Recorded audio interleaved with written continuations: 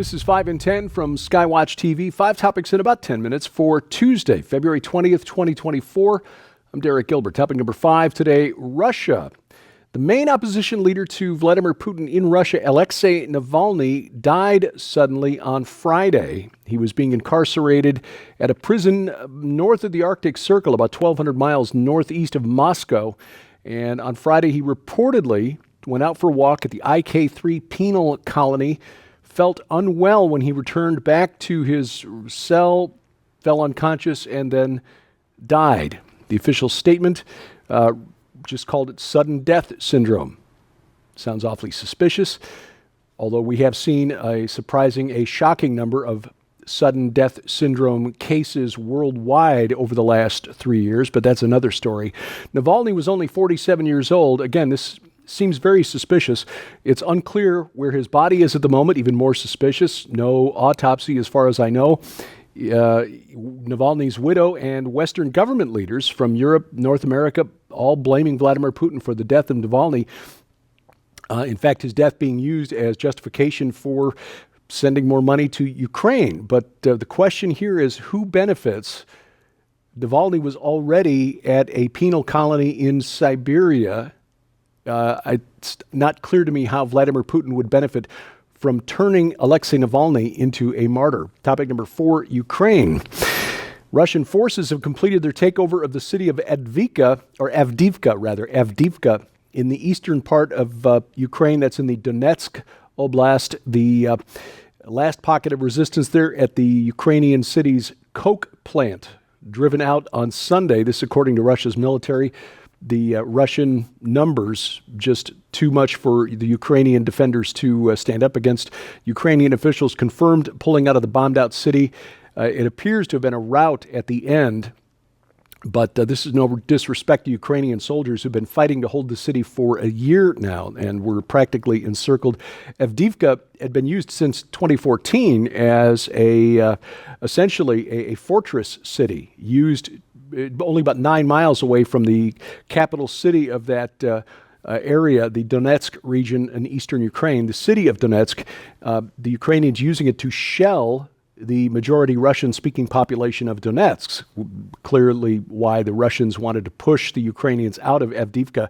Anyway, Russia's victory, a new step toward a principal objective announced by Vladimir Putin when he ordered this special military operation, which is taking control of the Donetsk and Luhansk oblasts. This, when you combine it with the Kherson Oblast, extends a land bridge between mainland Russia and the Crimean Peninsula, which Russia captured, annexed back in 2014, with the assent, by the way, of the people in Crimea, who, like the people in Luhansk and Donetsk, are principally Russian speakers. Now, this defeat, as with the death of Alexei Navalny, is being used by President Biden to pressure Congress into releasing more money for Ukraine. That $90 billion foreign aid package, which includes $61 billion in military aid for Ukraine, is being held up by the House of Representatives. Speaker Mike Johnson says it's dead on arrival. President Biden and the corporate media portraying this $60 billion as essential to Ukraine's ultimate victory. And sadly, and I'm not saying this with any joy, Ukraine does not have the manpower to hold back the Russian military. As we've seen in Avdiivka, the sheer weight of numbers in terms of manpower and, well, ammunition will eventually win the day. And unless the United States, the UK, France, Germany wants to drag all of NATO into a shooting war with Russia, which would likely destroy the alliance, I don't think the Turks have any intention of going to war with Russia if NATO decides to declare war. Then Vladimir Zelensky, the president of Ukraine, is going to have to sit down and negotiate or turn the government over to somebody who will. That, I think, is the reality of the situation in Eastern Europe right now. Speaking of Europe, topic number 3, the death of Europe, or the suicide of Europe, as Marine Le Pen, head of the right-wing opposition party in France, has called it. The European Union has passed a migration pact which could lead to the continent being flooded with as many as 75 million new migrants. The Civil Liberties, Justice, and Home Affairs Committee passed this act last Wednesday, formalizes the distribution of new migrants in Europe to member states of the EU, and then punishes those who refuse to take them. Either they take their quota or they will be compelled to pay the EU a penalty of 25,000 euros per migrant. That's roughly equivalent 1-to-1 in US dollars, to give you an idea of what we're talking about here. But here's my question. If cultural enrichment and diversity is our greatest strength, as our political class keeps telling us, why do nations have to be threatened into agreeing to become culturally enriched and ethnically diverse? Because at the end of the day, we all know that it's not true. Topic number 2, the Apple Vision Pro.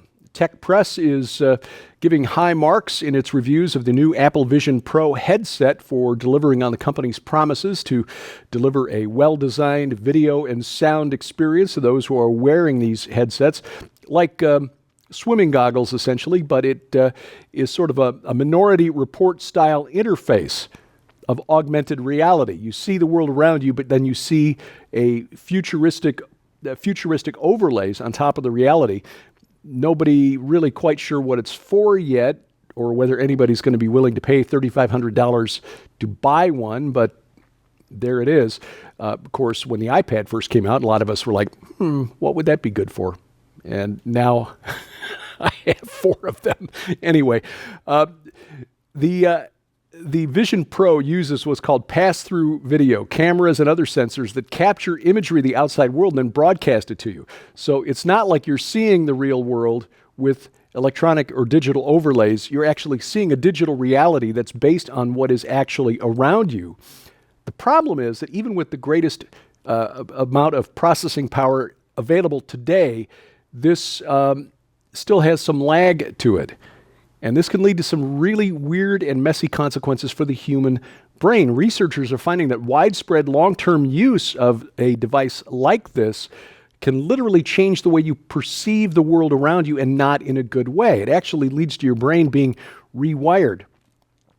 If this thing is rolled out widely, we are on the verge of seeing a wide-scale, society-wide experiment on the rollout of augmented and virtual reality that could make it difficult for us to constitute or to agree on what constitutes reality. The problem here is that, again, because of the computer lag between what the cameras are seeing and what is being projected on the screen here, like, for example, when you turn your head, your brain can process the changing field of vision much, much faster than these goggles.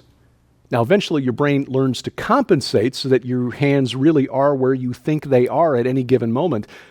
The problem then is when you take the goggles off again, which you must do at some point, then your brain's got to readjust to real reality. We're on the verge of, again, a massive, massive experiment in human cognition thanks to devices like this. This is something I'm exploring in a forthcoming novel, because technology as a portal to another dimension, add that element to it, and boy, the gates of hell could very well be opening and technology playing a role in it. Coming up, speaking of technology, your toothbrush may be spying on you. Seriously. That's next on 5 and 10. Ladies and gentlemen, we want to make sure you know how you can get your copy of this incredible new book in the Blood Alliance special offer. This amazing opportunity includes the brand new book, Blood Alliance, the attack on Yeshua's threshold covenant and its impact on you in the midst of our prophetic times, by best-selling author Messianic Rabbi Zev Porat, that details the current-day diabolical influence of the biblically identified Chaldean spirit, the false, counterfeit threshold covenants Lucifer is planning to use to deceive millions of Christians in the days ahead. What the Old and New Testament has to say about the temple on the Temple Mount, what the Sabbath really is, and how the threshold covenant brings it to life. But we're just getting started. This must-have collection also includes Zev Porat's all-time best-selling book, Unmasking the Chaldean Spirit, which details his stunning supernatural conversion from a deeply Orthodox Jewish man to faith in Jesus Christ as Messiah, as he faced literal demonic manifestations, temptations of great wealth to denounce his faith in Yeshua, yet through it all he pressed on with a glowing zeal for the Word of God and the people of Israel. But that's not all. This unbelievable collection also includes best-selling author Carl Gallup's book, The Rabbi, The Secret Message and the Identity of Messiah, which reveals how Israel's most venerated Orthodox rabbi, Yitzhak Kaduri, came face-to-face with the true Messiah and said that it was Jesus, all while efforts by global media and powerful elites to cover up this broad-sweeping, stunning revelation totally collapsed. Sold separately, these items hold a retail value of $60. Yours now for your donation of only $35 plus shipping and handling. So act quickly. You can scan the QR code on your screen using the camera app on your phone for instant access to this special opportunity right now, but it's available only while supplies last, so don't delay.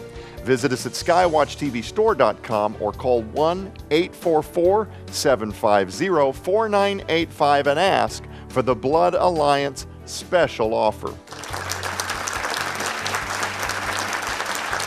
Topic number 1 today, your toothbrush spying for the enemy. There's a story that circulated around the web last week that the smart toothbrush that's sitting there in your bathroom sink may in fact be spying on you. This gadget often has a pressure sensor, 2-minute timer, and an app that tracks your dental hygiene. But if it's connected to the house Wi-Fi system, it's just sitting there waiting for a hacker to access it. Because most of us, when it comes to these Internet of Things devices, don't want to remember yet another password and just use the default password on the device. They don't have the kind of security that your laptop, iPad, phone has. So according to this story that hit the web, a toothbrush, a series of toothbrushes, several million of them, were used by hackers to launch a denial of service attack, a distributed denial of service attack, DDoS for short, against a company in Switzerland that cost them several million dollars in damage. Now, it turned out this scenario wasn't real, that it was just a hypothetical released by a cybersecurity company. The problem with this is that as we continue to connect more and more smart devices, toasters, refrigerators, automobiles, including autonomous self-driving automobiles, which connect to the internet, this becomes more and more plausible. So while this story, fake news, it might become real sooner than you think. I say this as somebody who enjoys technology, by the way. I'm not a Luddite by any stretch of the imagination. Countering the Darkness, Skywatch TV's next virtual conference launches on the 29th, which very fittingly was Tom Horn's birthday. Yes, he was born in a leap year on the 29th, and that's the day Countering the Darkness goes live. 90 days access to 24 presentations, including the last presentation by Dr. Tom Horn. You'll also get access to all 6 feature-length documentaries from Skywatch Films. All that for one low price, and you can find out more and register today at defenderconference.com, defenderconference.com.